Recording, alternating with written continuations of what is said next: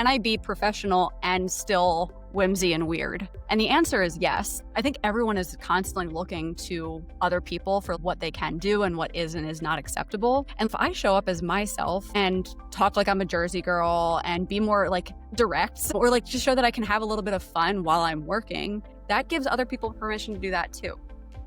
Hey there, and welcome to Work is Third, the podcast that is all about indulging in rest, setting boundaries, finding joy, and putting yourself first. I'm Dawn Hunter, your host, and I am so excited you're here. Today's guest is Danielle Roberts, the anti-career coach and a powerhouse voice in the movement to reimagine work. This is easily one of my favorite conversations on the pod, where Danielle gets real about how to live authentically and audaciously. Together, we dive into hustle culture, boundaries, leadership, and being our weird, whimsical selves. If you want to skip around, I've added section markers in addition to chapter markers, but you're going to want to stick around for the whole thing. Let's dive in. Hello, Danielle, and welcome to Work is Third. Thank you so much for having me. I'm really excited to have a conversation with you because I love your work as the anti-career coach, and I loved your recent TED Talk, and I feel like you are a whole vibe, and we're going to get into it. But before we do, I would like to start out by asking you to share a word to describe how you're doing today. A word to describe how I'm doing today would be astonished. Oh, tell me more. Astonished that I continue to function and show up in the world that we live in. I always think of astonished as being a positive word. Are you thinking of it in that way, or is it astonished like it is not great and you're surprised because you can still keep showing up? Yeah, I think it's that. I also say that astonished would be like a positive associated word. So I am hopeful in my own ability that I can continue to show up, but also astonished that everything feels like it's on fire and we're expected to keep showing up and doing our thing. Yes. The burden of being expected to keep showing up is one I Yes. think we can all release. Yes, I hear that. And side note, as we get started in this conversation, speaking of release, I will say that today is Wine Wednesday at my co-working space. And I may have had a glass of wine before we started recording today. And also it was pizza night. So it was like pizza and wine night. Listen, that sounds like a solid Wednesday. I quit drinking a couple of years ago, but wine is the one thing that I genuinely miss and cannot find a strong placebo for. I would say I'm sober curious in the sense that I like to try a lot of different alternatives that are non-alcoholic. Mm-mm. I've tried all the things. I love Naughty. This is totally going off on a tangent, but I love Naughty. Their sparkling rosé is 0% alcohol, and it's delicious. It tastes like a sparkling rosé to me. The real thing? Yeah. I'll have to try that out because I loved dry reds, and I like the bitter and the dryness, and most of the red wine placebos that I find are like juice. It tastes like I'm drinking like a sangria, and I'm like, no, it's not the same thing. It doesn't hit the spot. It's not the same. It's not the same. How much, let's keep going on this line though, because when I first met you, I remember you mentioned that you had been sober for a while. Are you comfortable sharing what led you to that and how you make that just a part of your habits today? For sure. So I just passed the 2-year mark on the first day of summer. So I think I have like a little app and I just passed the 800-day mark. And I kind of just like fell into it. I used to love pouring myself a glass of wine after a long day at work to decompress. And then after I got laid off and I started my business, I quickly realized that I could not afford my hangovers. Being in my 30s now, like it lasts 3 days. So I realized that I needed to show up for myself and my clients better than I had been. So I was like, you know what? Let me just experiment with Sober Girl Summer. And I did that. And it was very difficult at first. Pride Month was the first event after I decided to stop, which is, a huge celebration in the queer community, lots of drinking involved for my peers. And then after a little while, I realized I'm sleeping a whole lot better. My anxiety has mostly subsided. and I feel more invigorated throughout the day to like focus on things that I truly care about. So I was like, I'm just going to continue for as long as it feels good. And it has continued to feel good. So I'm just like, you know what? I'm rolling with it. And I don't foresee a time that I will start drinking again. I can't say that I will never do it, but the trade off for me would not be worth it right now. Every time I think of the hangover I would have if I did drink after not having done so for so long, it's enough to deter me. Right. And all the side effects of drinking, all the inflammation in your body. You mentioned the how it affects your sleep, how it affects your focus and your function the next day.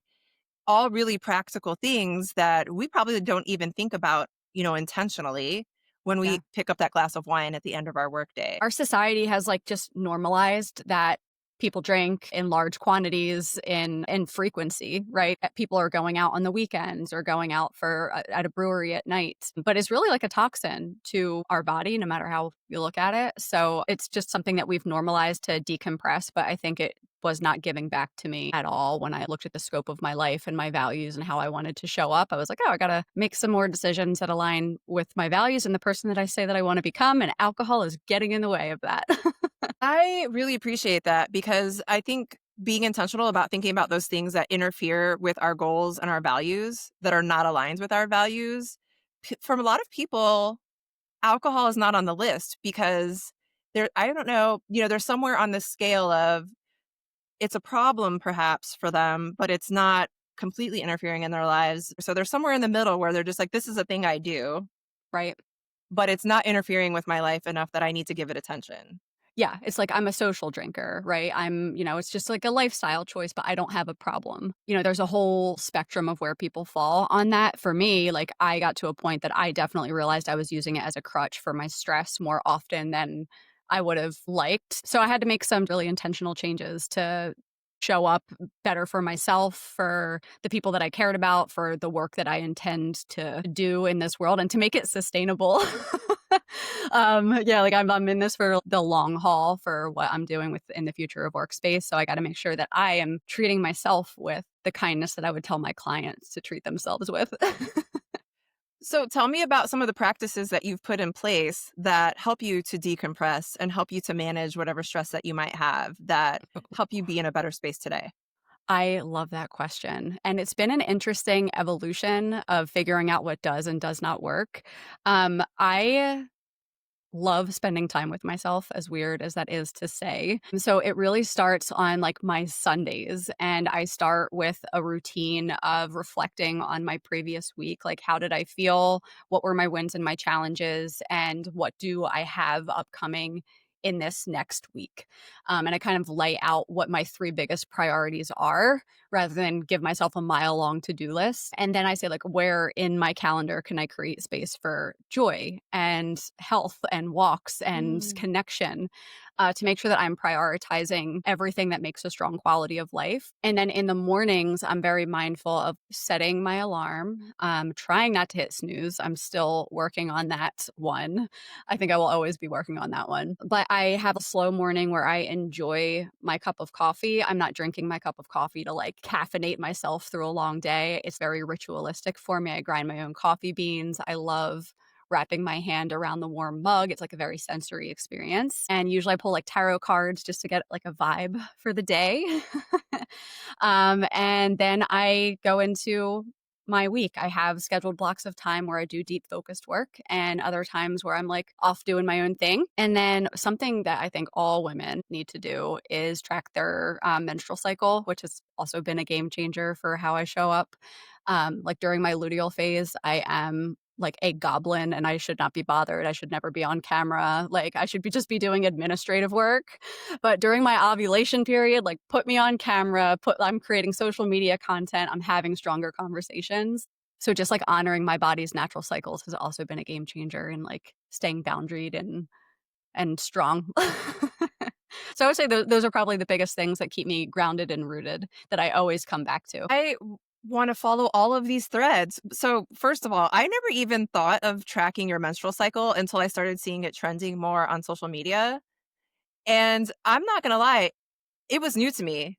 This was not something that I grew up with, but the Mm. idea of being aware at that level of your body's changes is so critical for how you can perform, so you're scheduling things that are aligned with the changes in your energy and the changes in your body and the changes in your ability to focus. Yeah. To me, that was mind blowing. Like, I never heard, like, how did you discover this? Um, so as the anti-career coach, I do a lot of research into like all of the bullshit that we've been taught about the workplace and just like the rules that we've been following without a second thought. And the 9 to 5 is something that we've subscribed to for, nearly 100 years with the introduction of the Industrial Revolution. And the 9 to 5 was not created with women's bodies in mind. The majority of the workforce was men at that point, working in industry and factories. Men's hormone cycles follow a 24-hour cycle. Women's, it's like a 28-day cycle if you are regular. And, any woman listening will resonate with hormonal fluctuations and the terror that it can wreak on your body. So I just kind of looked into that and followed the thread of like, oh yeah, we are like women are heroes. We're superheroes with being able to produce what we produce on a daily basis, on a monthly basis for work with our bodies doing what they are doing. So what happens if we can optimize them and like use them to our advantage? Because we're alive in the same way that nature is, right? Like nature has cycles, periods of like bearing fruit versus being, leaves falling from trees. It's the same thing. Like we are not separate from nature.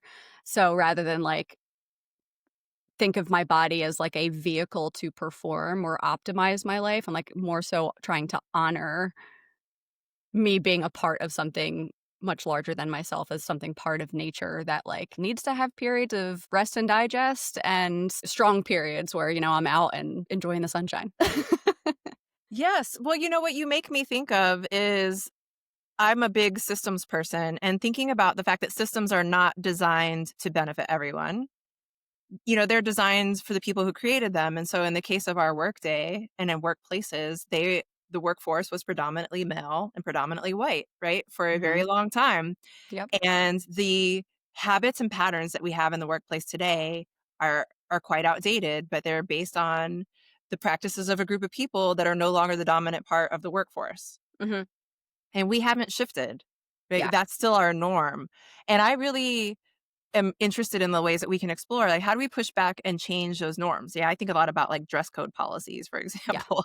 Yeah. Like, who decides what normal dress is in the workplace Yeah. and It's all why? it's all like rooted in, the white supremacist patriarchal like stuff that, I mean capitalism, all of it. It once you start pulling on that thread, you see how much like the systemic issues like interweave through literally everything that we do our day to day, but we are long overdue for change in the workforce. Like 4-day work weeks are more than feasible. The data proves it. 100%. Even just the way that we work throughout the day, like lots of meetings that are interspersed throughout the day, so we can't actually focus using all these different technological tools that require us to multitask and take away from our focus. And what's interesting is that's like antithetical to the purpose of capitalism and trying to innovate is when you task switch, you're losing 23 minutes of productive time for every single task switch. When you don't give yourself enough space to rest and think or like let your mind wander, you're not giving your brain enough time to connect the dots and solve problems creatively when you are like just jumping meeting to meeting. So like we're actually not being innovative and creative in the way that we really could, like maximizing all of our potential if we just restructured the way that we work, restructured the way that we think about the workday.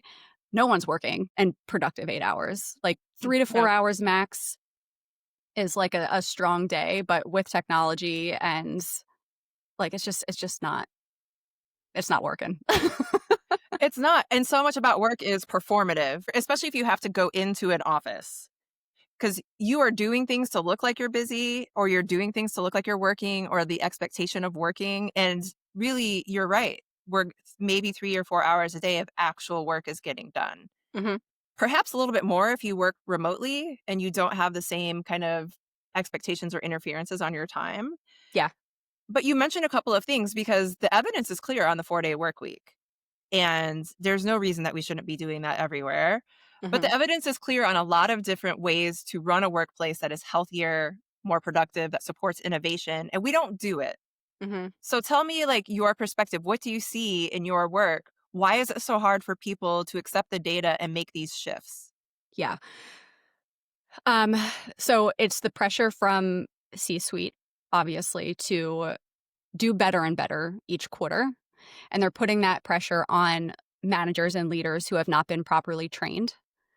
So when it comes down to the individual contributors and then the production level work, everyone is just like all systems go, all systems firing at the same time. And no one feels like they can take any time to recalibrate and question their systems and processes. So I think it really starts with understanding the leadership issues that we have. Less than 1 in 5 of those currently in management positions display a high ability to lead. I use that stat in my TEDx. Less than half of all management positions, I believe, have received any type of formal training. And when we think about like optimizing in the workplace right now, so many times it's like, oh, we need to tweak this strategy. Like I spent 10 plus years in marketing. We need to figure out how to like adjust this strategy and this tactic instead of like the way that the process is being done and looking at it as a cultural issue. So yeah, I think it's a couple of things. I think it's, pressure to perform on a business level to make sure that people stay employed. And then the leadership issue of, how are people being actually taken care of and making sure that the teams are embodying the company's values on a daily basis. One of the things that I do in my work is I'm really a fan of organizational audits. And I think it's important to understand what your teams look like, where your strengths and weaknesses are, and that's where you build your development plan from. And one of the biggest gaps in any organization is the lack of leadership and management training and support. Yep. So I would love to talk about that more because I feel like we know this is a problem where people are good at their job and they get promoted into leadership positions, but they don't have the people skills and they don't have the leadership skills to manage teams. But Hmm. they are really great at the work, but they often end up in these positions that they're just not a fit for. Hmm. Or people end up in leadership positions for a variety of reasons. They know the right people, maybe they're political appointees, maybe they have stellar resumes, whatever the reason, but they end up in these spots and they don't have the skills to lead Hmm. teams. Yeah. What are some of the things that you've seen that work to address that gap for managers and leaders?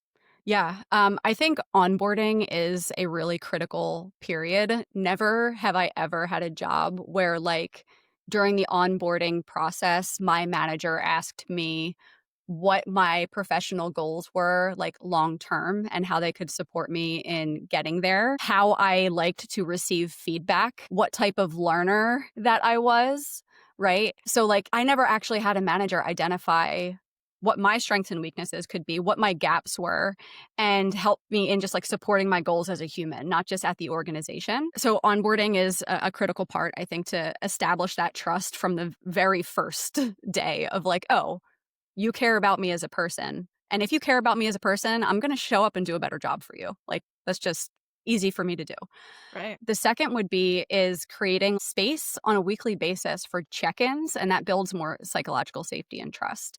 Um, one of my mentors, and I took a speaking training with her. She's a speaker herself. Her name's Kristen Hadid, and she does simple check-ins with her team of like, hey, how's everyone feeling today on a scale from 1 to 10? So you understand what people's capacity Mm, is. Like, people might not feel comfortable sharing what's going on at home or what's affecting them, but we bring that shit into the workplace. We don't just turn it off like we're on an episode of Severance, right? We bring all yeah. of that stuff and that affects our performance. So being able to create space to say like, Danielle's at a 2 today. So maybe she doesn't have to be in this meeting this afternoon, or she can provide her updates via email instead. Ooh, I love that. Like, it's simple things just to connect with people on a human level and give them the space to be more comfortable being vulnerable. I think we're all Mhm, parading around with the metrics and the performance and the optimization in the workplace. mhm. And what people want most is to like be seen and to feel like the work that they are doing is meaningful. Okay, I'm like over here taking notes because there's so many things that I'm like, yes, 100%, check, check. But I love this idea of the simple check-in. So I start this podcast with a word to describe how you're doing today. I actually do that when I do trainings and workshops because it helps me to know as a trainer how to engage with the group. Mm. Because I was on a group one time. This was early when I first started doing this practice. And I kid you not, I think every single person in the training said some version of exhausted. Mm. And I said, okay, Burnout. Yeah. we're going to take a little different approach today. So I love that making it accessible because it doesn't have to be when you said weekly check-ins, I was like, oh, this is the thing I hate, right? I hate having weekly meetings. But what you're saying is it doesn't have to be that. It can be just tell me how you're doing. Give me a smiley face. Give me a number, Yeah. which is fantastic. Yep. And it creates this feeling that you matter as a human being on your team and to your Mhm. manager, which Yeah. is invaluable. Yeah. If Yeah. like if you care about me, I'm going to care about you. Right. It's not transactional. It's like, oh, you're going through some shit today. Like, for example, like with, politically in the landscape, what was it last week that we hear that perhaps, which we knew was going to happen, that gay marriage might be overturned. As a queer person, like showing up in the workplace, I'm going to be affected. I'm going to be afraid. I'm going to be worried. I am not going to be thinking about like your social media engagement numbers. I'm just not. Right. So like to just like create space to even say like, oh, okay, we recognize you, that you are a full ass human being bringing your full self to work, that goes a long way. It makes me think about how little probably people pay attention to who their employees are as people. I think it's really important to collect demographic info on your employees, for example, partly because it helps you to know, like, if you have a huge part of your workforce is LGBTQ, or you have like a huge part of your workforce that is people of color, or people with disabilities, et cetera, it helps you to, I think, better engage and better understand and better respond to changes in the world that affect them. So, like you're Absolutely. saying, Obergefell and a potential decision that would take away the right to gay marriage is something that would affect a significant number of people in this country. Right. And if you don't know that about your employees, how can you be sensitive to how they're showing up to work every day? Exactly. Or if you, Yeah, it's who we are. So like I think that building that trust is super important. Understanding how people receive feedback on a performance level. Like is it visual? Is it verbal? Is it kinesthetic? Like like how do I apply feedback? How do I know that it's doing a good job?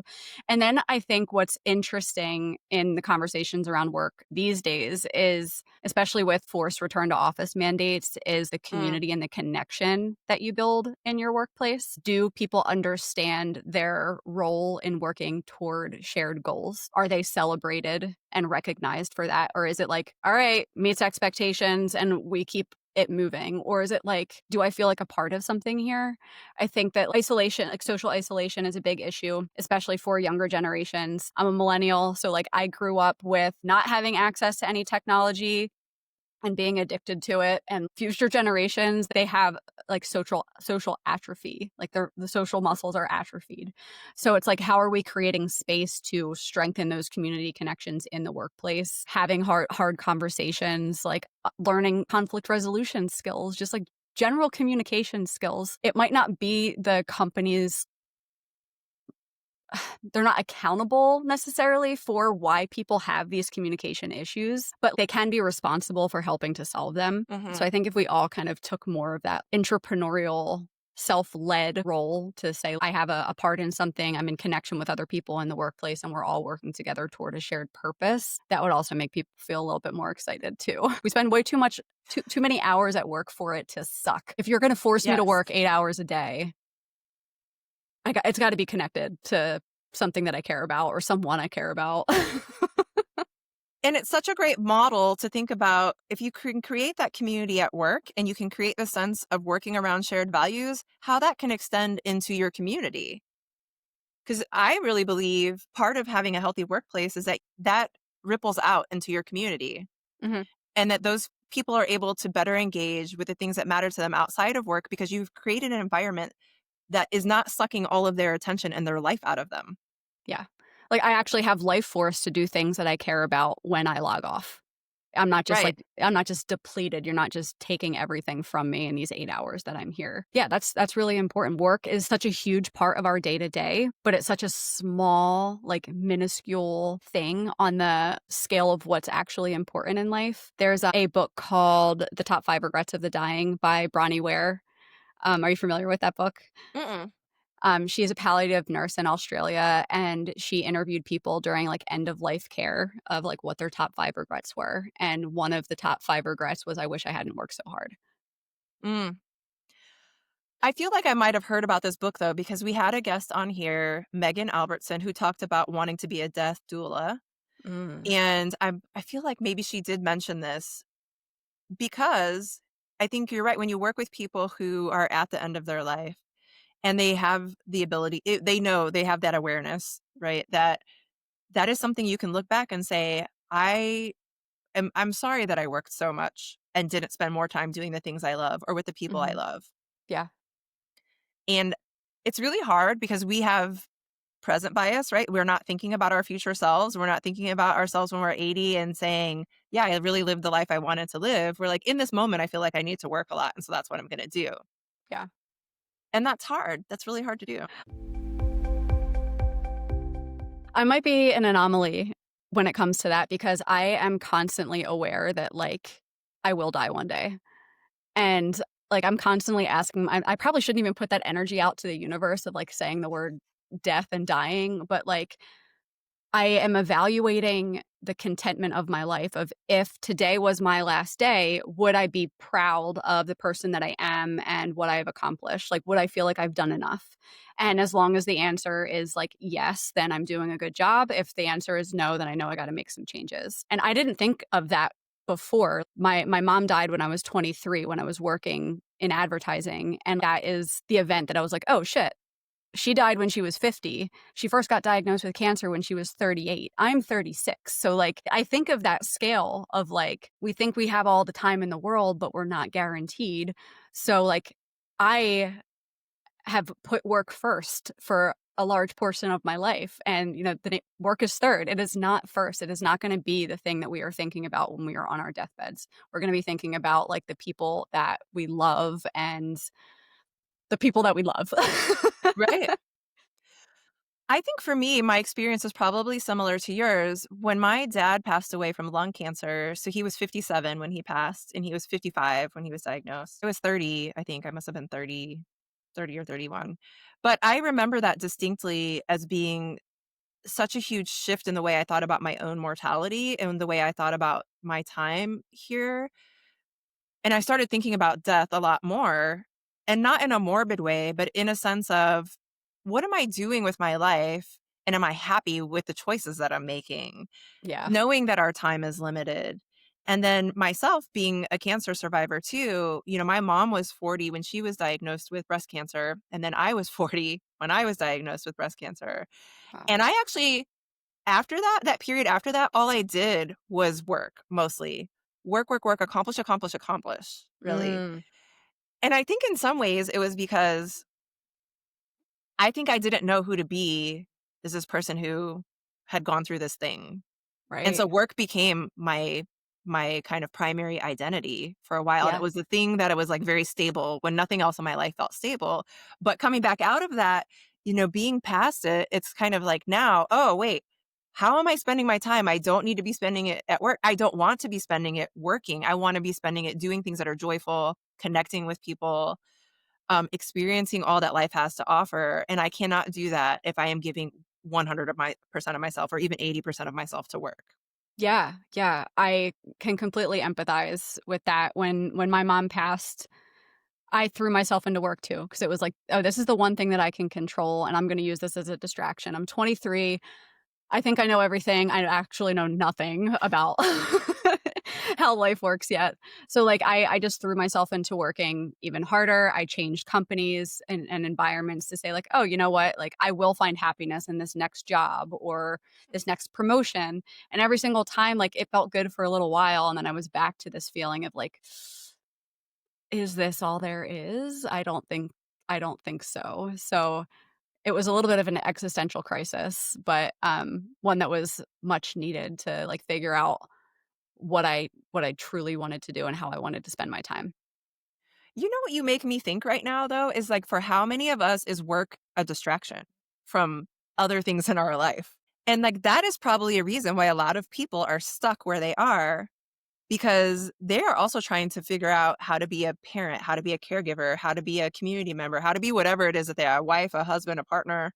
Mhm.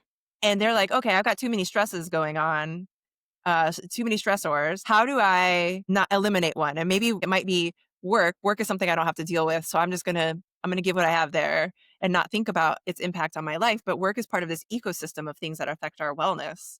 Yeah. And so it's hard to extricate yourself and see that big picture view, but it's so necessary. Yeah.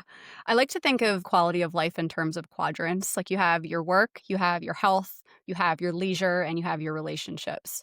So where is my life out of balance with those things? And it's always been heavily weighted in the work category. You know, working in a capitalistic society, we're trained through our education system to be at a desk for a long time. Mhm. So when we go into the workforce, it just feels like a normal part of the Oh day to my day. We God. don't even question it, right? Right. So, like, one of my I forget if it was, like, a coach or a mentor, if I saw it online, but there was a phrase, it was like, "If you don't have strong foundations outside of work, it will always be your default." Mm. Which is so true. If you have nothing else to think about or look forward to, like, the way that our brains are wired, our reticular activating system, we always seek out more of what we're already attuned to or paying attention to. So I will always look for more work opportunities just because that's what my neural pathways are firing. But the more that I can try and disrupt that and say, "Oh, no, I can get up in the middle of the day and go for a walk," or, "I am gonna force myself to refinish this piece of furniture this weekend because I've been talking about wanting to do it for 2 years, and I haven't done it yet." Like, it's we have to try and think about our patterns, and it's really interesting to think about it that way because it's like, "Oh, my entire personality is just this set of habits that have been firing in my brain for a really long time, and I can change that." Which is Danielle. Oh, a lot of pressure, but also, like, relieving. yeah. You're making me think over here about all the conditioning that we go through. I don't think I literally have ever made the connection between sitting at a desk all day in school, preparing us for the workforce where we're going to sit at a desk all day. Mhm, I don't know why I've never made that connection, but it makes sense in many of the ways that we're conditioned for our current capitalist structure. mhm. And And we homework, don't, it's like it makes us feel normal, like, "Okay, I'm gonna take work home with me. I'm gonna check my email oh my outside of work." goodness. Yes. Yeah. And then you can look at your patterns in high school or middle school or whatever and say, how do those still show up in my adult work life?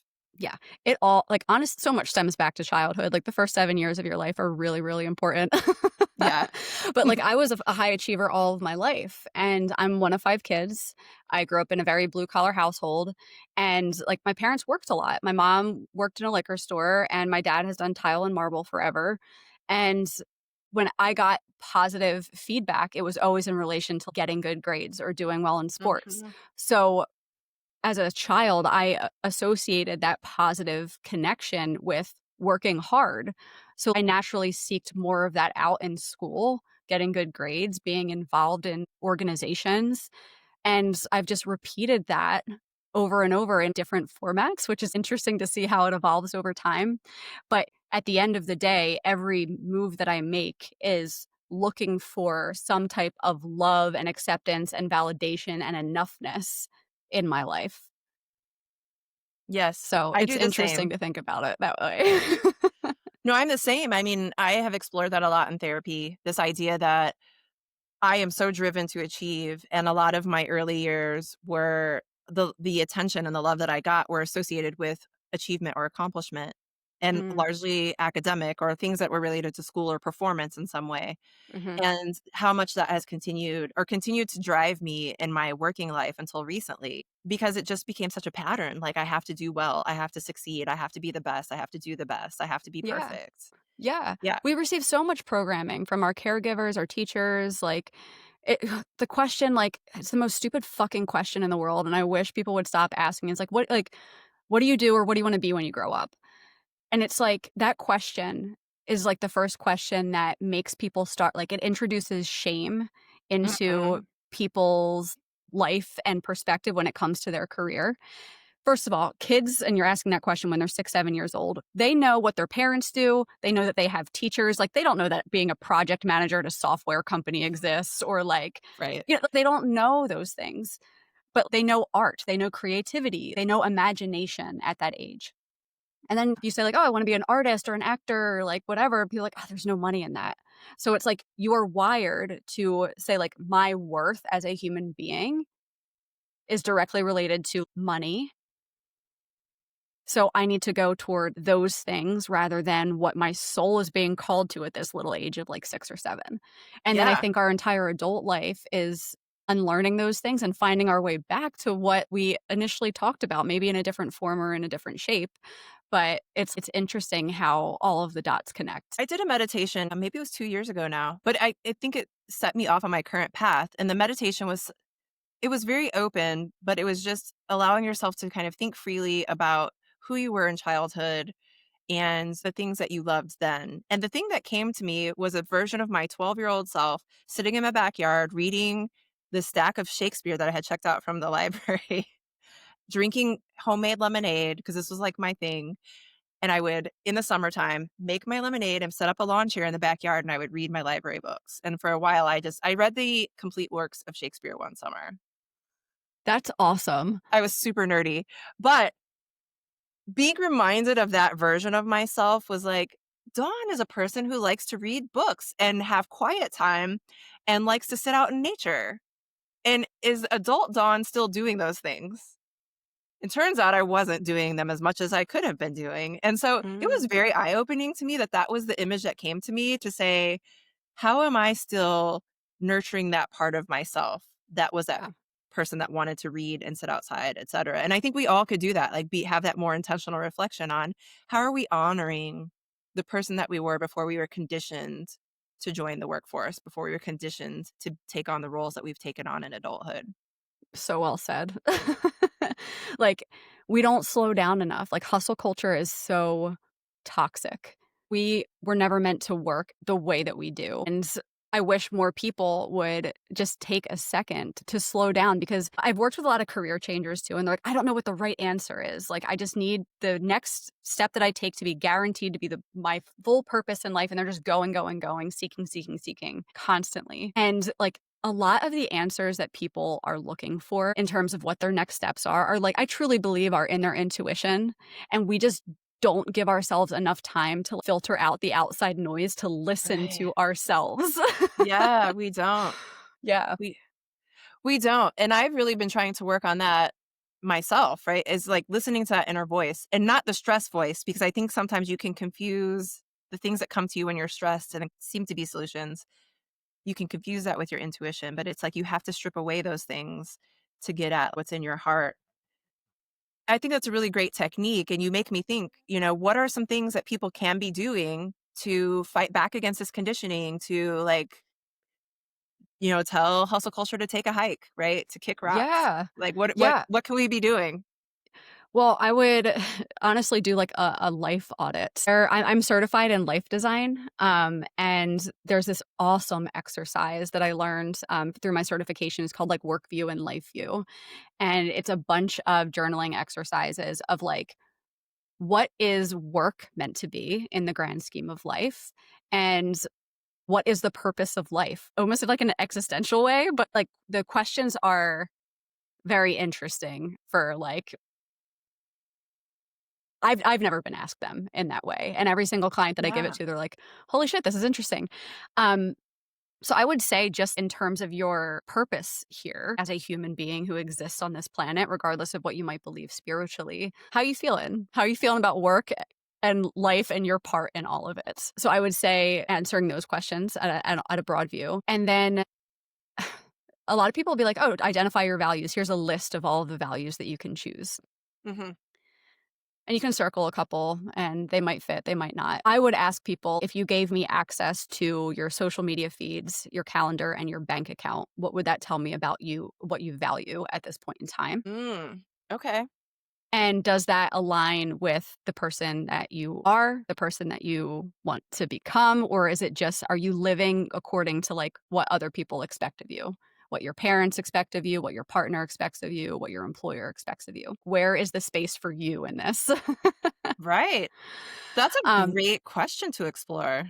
Yeah, and a lot of people don't like it. You can do it in an hour when you actually like sit down to do it. A lot of people don't, but it Mhm. can. That was like one of the biggest shifts that I made in my life. Like, oh, I would tell you that I valued peace and curiosity, and there is zero space for it in anything that I do in my life. And honestly, if you can get still enough and silent to listen to how your body feels with your career or your relationships, one of the things that I did, and I know these are like random strategies, but they're like different. Oh, they're great. Yeah. One of my coaches advised me. I was trying to decide between two paths, and she said, record yourself talking about both of them. Just freestyle, brain dump, how you're thinking and feeling about all of them. And the one, you could see like my body was kind of restricted and it was very logical. Like you could tell that I was talking about why it made the most sense. But the other one, which happened to be a business that I started, like my I was expansive. I was gesturing. I looked excited. I lit up. My energy changed in the video. So that is an interesting way to be like, oh, what am I doing now? You could do that for your career, your Yeah. relationships, any decision that you have to make. I think it's just like learning how to stop asking other people for answers they might not know about your own life and tuning into yourself and your own philosophies to start to put more of the pieces together for yourself. I really love this example of recording yourself and seeing your reaction because you remind me many years ago, I worked in a lab and I loved working in the lab. It was very meaningful to me. It was a great period of my life. But I remember one time I was on an elevator with like a sales rep and I was taking him up to our lab because we worked in a secure lab. And he was just chatting and he was just like, oh, tell me about what you do in the lab. And I started talking to him and then I finished talking and he was like, you got very serious right then. And I still remember that conversation to this day because for me, it was a sign that I was trying to be this person that I thought was the person that worked in this lab doing this thing. And it was a job that I loved, but I think I was in conflict with the idea of what I thought it meant to be a professional versus like the thing that I loved doing. And what you described is a great way to explore like how is your tone, how's your demeanor, how's your affect when you're talking about this thing that will tell you if it's for you or not. Mhm. Yeah, Yeah. for sure. And how much I mean, professionalism is an interesting thing, but, like, this is, like, the way that I, like, dress now. Like, I have my jewelry, my tattoos out, and, like, in a professional corporate setting, that's still taboo depending on where you work.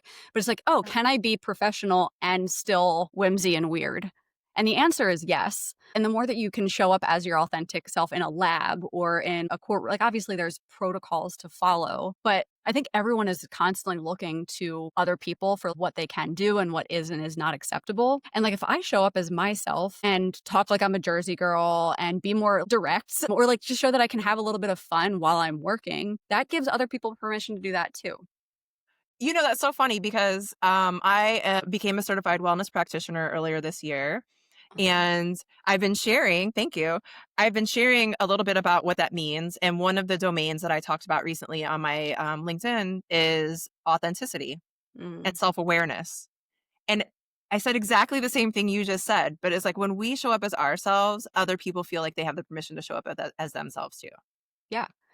I think one of Yeah. the reasons that I've been doing so like well this past year in my business is because I'm showing up and saying what other people are thinking but are too afraid to say. Like everyone knows that the workforce is broken. Everyone is craving change. But people might have jobs that they're afraid to speak up in or they don't want retaliation. And I'm just like, "Hey, we all know that this sucks. Can we just say that it sucks? Can we Yeah. have an honest conversation about it?"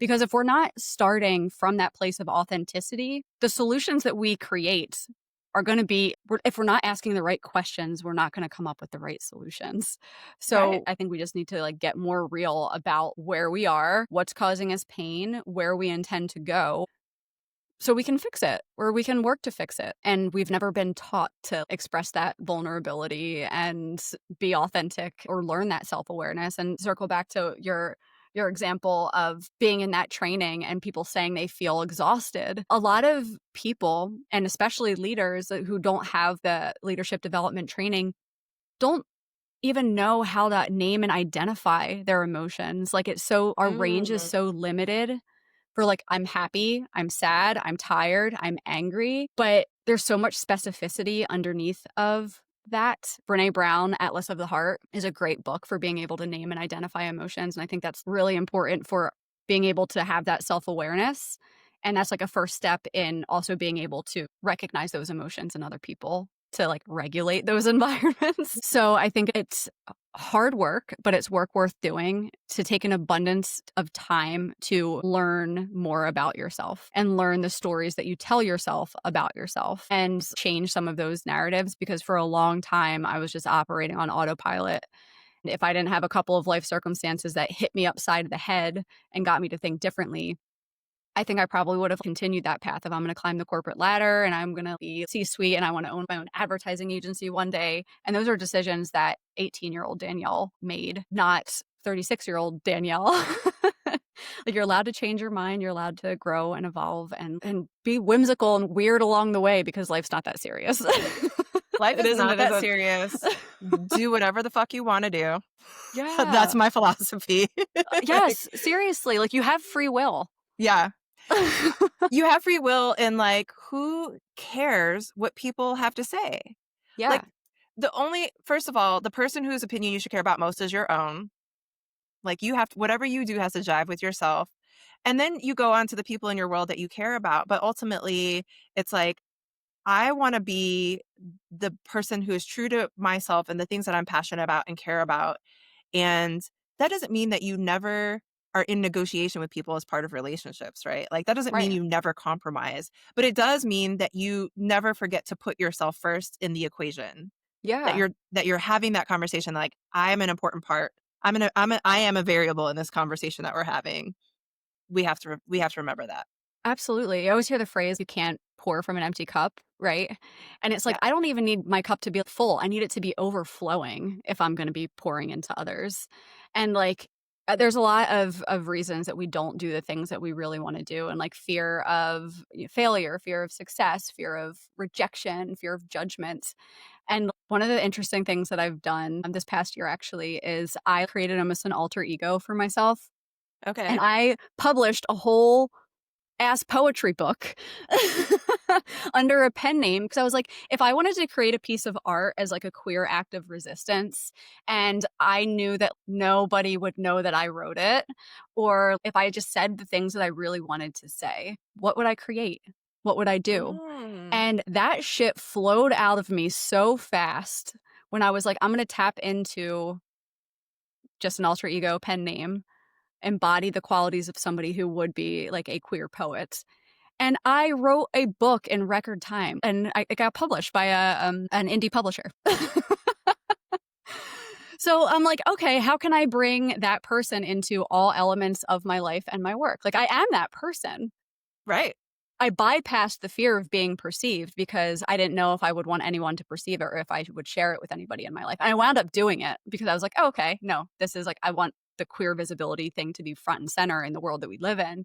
But to write it, it was interesting to just channel somebody that I know that I am inside and do it in a really interesting way that I hadn't tried before.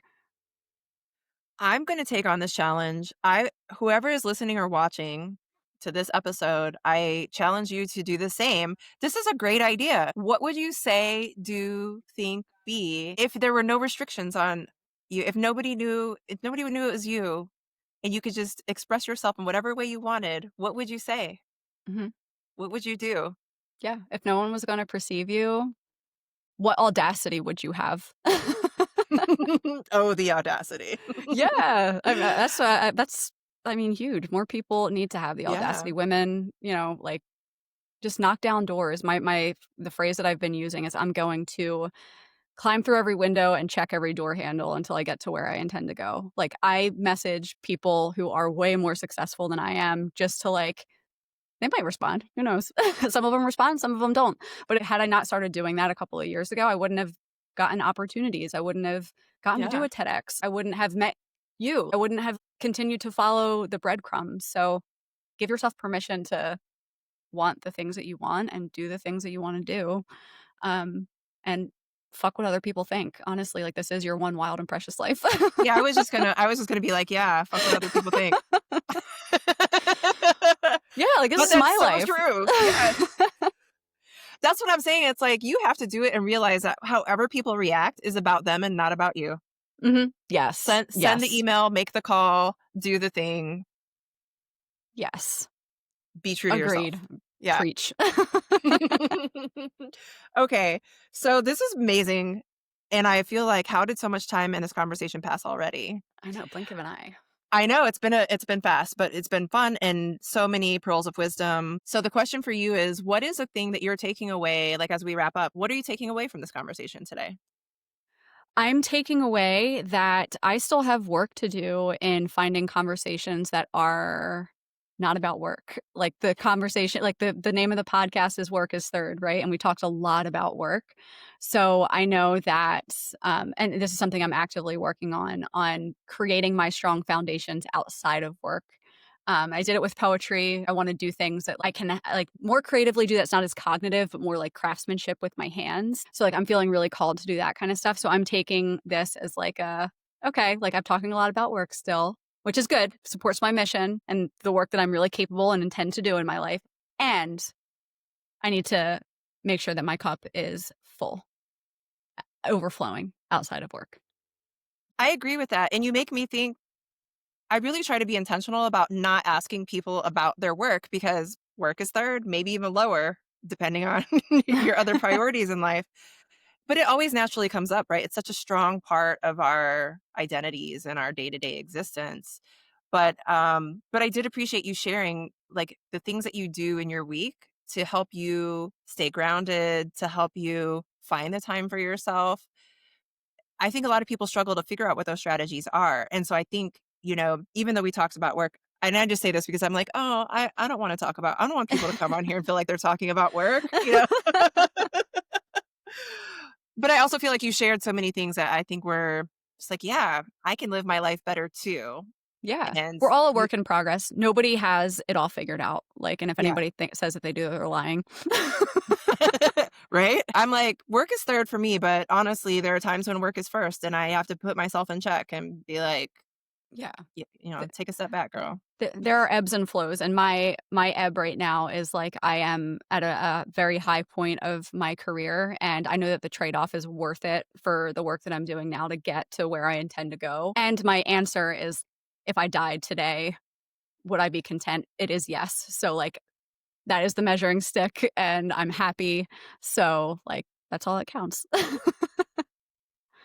Boom, mic drop. Boom, boom. Yes. Yes. Well, Danielle, it has been such a pleasure to have you on the show. I wish we could continue this conversation forever. So this just means that you're going to have to come back for a future episode. I would love to. Thank you so much for having me. This has been a blast. Thank you. Congratulations on your TED Talk and all of the opportunities that are coming around because of it. And I fully support you in the work that you're doing to change the future of work and to find more time to do things that fill your own cup. And thanks for sharing your story with us. Thank you. And likewise, I look forward to where this brings you. It's really, really needed. Thanks for listening to Work is Third, and huge gratitude to Danielle Roberts for such an honest and candid conversation. If you love this episode, subscribe and share it with someone who needs to hear that work is never the whole story. Also, please take a moment to rate and review if you love the episode, and don't forget to sign up for my newsletter, The Joyful Rebellion, at thedawnlab.kit.com. Until next time, remember, put yourself first.